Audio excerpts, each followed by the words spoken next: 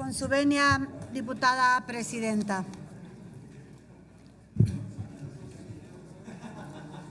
Las leyes se han hecho para el bien de los ciudadanos. Cicerón, escritor, orador y político romano. El día de hoy, compañeras y compañeros integrantes de la Comisión Permanente, vengo a presentar ante ustedes 3 iniciativas, 2 de las cuales tienen que ver con una reforma a la Ley Federal del Trabajo y la tercera de ellas, una iniciativa que reforma la Ley Federal de Derechos. La primera iniciativa que hoy estamos presentando ante ustedes pretende llenar un vacío existente dentro del artículo 950 de la Ley Federal del Trabajo y que tiene que ver o es respecto al laudo, y el laudo, como muchos sabemos, es la resolución de un juicio laboral. En otras materias son las sentencias. En materia laboral se denomina, de acuerdo a la ley, laudo. Según el artículo 945, los laudos deben cumplirse dentro de los 15 días siguientes al día en que surte efecto la notificación y que las partes puedan convenir en las modalidades de su cumplimiento. Esto es lo que dice la ley, pero todos sabemos que en la práctica, una vez que se emite un laudo, pues hay lo que le dicen en el argot de los abogados, pues una serie de chicanas o solicitud de escritos que hacen que esto sea más largo y que muchas veces para los trabajadores esta dilación realmente les causa un gran perjuicio. De igual manera, establece también el artículo 950 de la ley en comento, la Ley Federal del Trabajo, que transcurrido el término señalado en el artículo 945, el que ya les comentaba anteriormente, los 15 días, el presidente, a petición de la parte que obtuvo, dictará auto de requerimiento de embargo. Este auto de requerimiento de embargo es el que se dilata porque siempre hay mecanismos que busca la otra parte para retrasar el cumplimiento o la ejecutoria del laudo.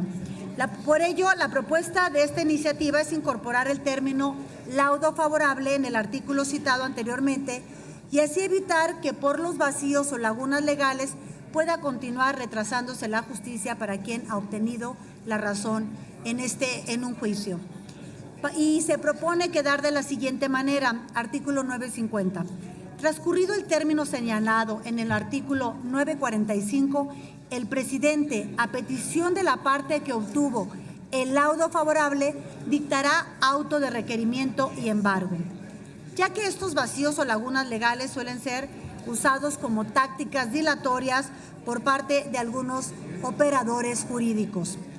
Y la segunda iniciativa que estamos presentando hoy ante ustedes, al igual que la otra, pues es una reforma a la Ley Federal del Trabajo y en este caso es en materia de trabajo doméstico infantil.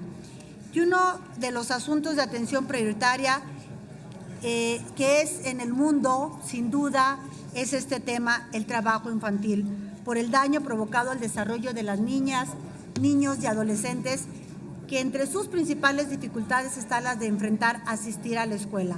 Gran diserción y gran falta de los niños y niñas a la escuela, al cual es un derecho que hay que ejercer de los niños y los niños, tiene que ver con esta situación. Muchos niños, por ir a trabajar y buscar una parte de sustento para ellos mismos o para sus familias, pues dejan de asistir a la escuela, algo que todos sabemos que no debería de pasar. Y esta problemática pues es una problemática latente en todo el mundo, no solamente en nuestro país, sino a nivel global. El trabajo infantil en el sector de servicios abarca el trabajo informal en hoteles, restaurantes, la venta en la calle, el trabajo doméstico, entre otras modalidades. Y los niños superan en este caso a todos los sectores y que es una gran cantidad el número que tenemos de niñas y niños trabajando en las diversas áreas de servicios. Los niños superan en número a las niñas en todos los sectores, con la importante excepción del trabajo doméstico, que es una actividad que se realiza de forma oculta y fuera del alcance de las inspecciones oculares o supervisiones respecto a los centros de trabajo, lo que implica sean inevitablemente vulnerables a la explotación y al abuso.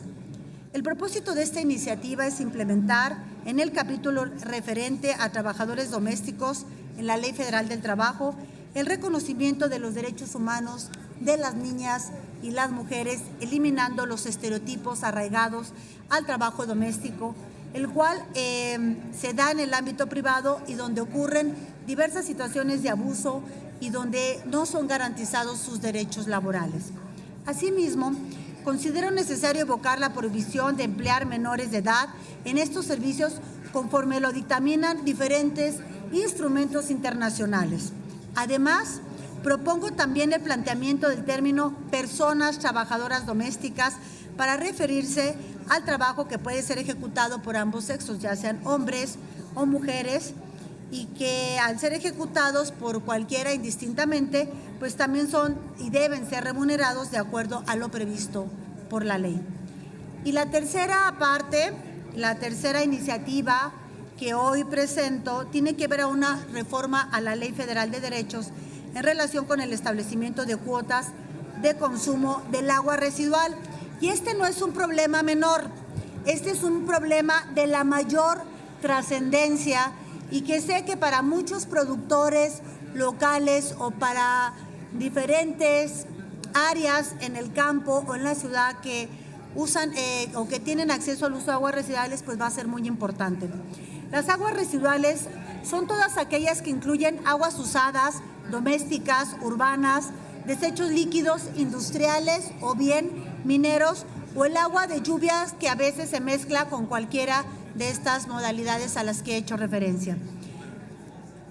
La autoridad fiscalizadora, para determinar el pago por el uso o aprovechamiento que se hace de las estructuras receptoras de esta agua residual, no cuenta con una fórmula equitativa para hacer el cálculo, porque actualmente considera 8 posibilidades diferentes que se aplican para ello, y van desde las cosas más simples hasta 8 distintas formas que no le da claridad a quien va a hacer un pago por el uso de aguas residuales y va a hacer un pago de un derecho. El problema reside en la cantidad de dinero que debe ser cubierto por los interesados, lo que implica una diferencia injusta al poder de la autoridad al calcularlo en 8 formas diferentes y no clarificar por qué de esas 8 formas se le está aplicando determinado pago. Así el usuario no puede saber cuál es la fórmula que utilizará la autoridad para ejercitarle el cobro de ese pago. Y esto tiene que ver con algo muy importante que la propia Suprema Corte de Justicia de la Nación ha estudiado y ha resuelto al respecto, porque este tema es el artículo 285 de la Ley Federal de Derechos, es violatorio del principio de proporcionalidad tributaria que considera la Constitución Política de los Estados Unidos Mexicanos en su artículo 31, fracción cuarta, respecto al cobro de impuestos y derechos. Y les pongo un ejemplo así muy rápido de lo que dice el artículo 285 de la Ley Federal de Derechos entre sus 8 fracciones. Por ejemplo, una tiene que ver el cobro respecto al permiso de descarga respectivo. Otra respecto a los registros de las lecturas de los dispositivos de medición. Otra, el que se proporcionen las autoridades administrativas fiscales, así nada más. Otro, el señalado en el título de asignación, concesión, autorización y permiso, que los títulos jamás señalan un cobro específico. El que resulta del procedimiento establecido en el 229, que es un procedimiento administrativo en la propia ley, pero que tampoco tiene claridad respecto al cobro de este derecho. El que resulte de la investigación económica o cualquier otra clase.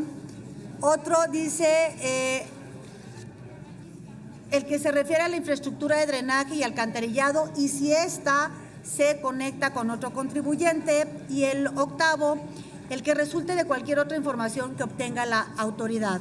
Si ustedes se dan cuenta, pues es muy ambiguo y nunca sabrá el usuario exactamente cuál fue la razón por la que la autoridad le está aplicando ese cobro que pues es a todas luces violatorio del principio de proporcionalidad tributaria, que es un principio constitucional. Es por eso que la iniciativa pretende evitar esta violación, que no atiende a la descarga real del agua individualizada, sino que le impone un pago sobre el volumen de líquido calculado a ojo de buen cubero, o yo diría a como le da la gana a la autoridad, sin ser medido. Por eso es necesario derogar estos 8 procedimientos señalados y establecer un procedimiento único atendiendo al consumo respecto de la utilización de los receptores del agua residual, y que esto sería lo adecuado. Yo creo que esta iniciativa dará certeza y garantizará el principio de proporcionalidad tributaria que contempla la propia Constitución en nuestro artículo 31, fracción cuarta, y que dará certeza a los usuarios de aguas residuales de pagar un derecho que corresponde realmente al volumen y al tipo de agua que usa. Por eso considero que esta es una iniciativa importante, que la propia Suprema Corte de Justicia de la Nación ha hecho ya estudios al respecto y ha considerado la injusticia y la falta de proporcionalidad y equidad tributaria respecto a este artículo 285 de la Ley Federal de Derechos. Por eso yo espero que sea una iniciativa importante para las comisiones que en el Congreso de la Unión siguen trabajando. Por su atención es cuanto, Presidenta. Muchas gracias, senadora de la Torre. Daremos turno a las iniciativas presentadas. El proyecto que reforma el artículo 950 de la Ley Federal del Trabajo y el